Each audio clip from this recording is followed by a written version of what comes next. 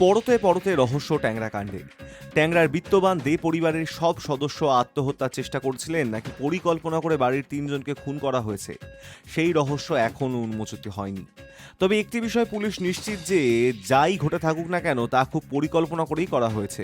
সেই পরিকল্পনা কবে থেকে করা হয়েছে, কে বা কারা এই পরিকল্পনার নেপথ্যে ছিলেন তা খতিয়ে দেখছে পুলিশ। রহস্য ঘনীভূত হয়েছে বিষাক্ত পায়েসকে ঘিরে। পুলিশ সূত্রে খবর, সোমবার বাড়ির সদস্যরা ঘুমের কড়া মাত্রার ওষুধ পায়েসের সঙ্গে মিশিয়ে খেয়েছিলেন। সবাই সেই পায়েস খেয়েছিলেন কিনা, খেলে স্বেচ্ছায় খেয়েছিলেন কিনা, কেউ কি তাদের খেতে বাধ্য করেছিলেন, এই প্রশ্নগুলির উত্তর খুঁজছে পুলিশ। পুলিশ সূত্রে খবর, ট্যাংরার বাড়িতে মৃত কিশোরীর মুখ থেকে গ্যাজলা বেরিয়েছিল। ঠোঁট এবং নাকের নিচে আঘাতের চিহ্ন পাওয়া গিয়েছে। অপর দুই মহিলার হাতের শিরা কাটা ছিল, তবে তাদের গলাতেও আঘাতের চিহ্ন পাওয়া গিয়েছে। বিষাক্ত পায়েসে কাজ না হওয়াতেই হাতের শিরা কেটে আত্মহত্যার চেষ্টা কিনা তা ভাবাচ্ছে তদন্তকারীদের। হাতের শিরা কেটে আত্মহত্যার চেষ্টা হয়ে থাকলে মৃত কিশোরীর ঠোঁট এবং নাকের নিচে এবং দুই মহিলার গলায় আঘাতের চিহ্ন কিভাবে এলো, সেই প্রশ্নের উত্তর মেলেনি। আপাতত দুর্ঘটনার পুনর্নির্মাণ করে রহস্যের কিনারা করতে চাইছে লালবাজার। বুধবারই কলকাতার পুলিশ কমিশনার মনোজ বর্মা জানিয়েছিলেন, ট্যাংরার ঘটনার পুনর্নির্মাণ করা হবে। যেহেতু পরিবারের দুই সদস্য হাসপাতালে চিকিৎসাধীন, তাই সেই প্রক্রিয়ায় দেরি হচ্ছে। প্রসঙ্গত, বুধবার সকালে ট্যাংরার অতুলসুর রোড এলাকায় দে পরিবারের চারতলা বাড়ি থেকে দুই মহিলা এবং এক কিশোরীর নিথর দেহ বের হয়।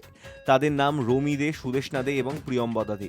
কিছু সময় পরে জানা যায়, বাইপাসের অভিষিক্তা মোড়ের কাছে দুর্ঘটনার কবলে পড়েছেন দে পরিবারের আরও 3 সদস্য।